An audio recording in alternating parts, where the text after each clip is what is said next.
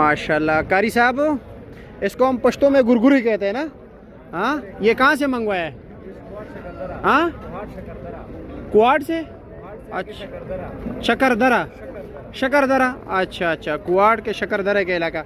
और ये माशाल्लाह इसको हम पश्तो में गुरगुरी कहते हैं। उर्दू में आप लोग क्या कहते हैं ये मुझे नहीं इल्म।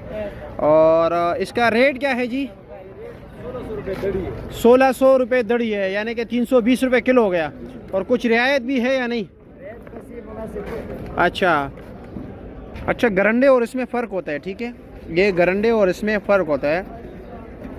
ये इसका बीज देख सकते हो, ये बड़ा होता है गरंडे को, बहुत छोटा होता है। और इसमें गरंडे से ज़्यादा मिठास है ना? हाँ।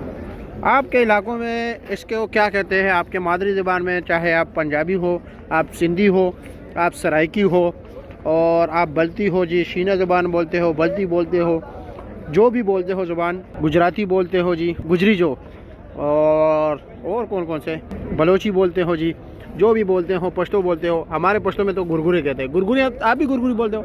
अच्छा जी। रेट 320 रुपये किलो।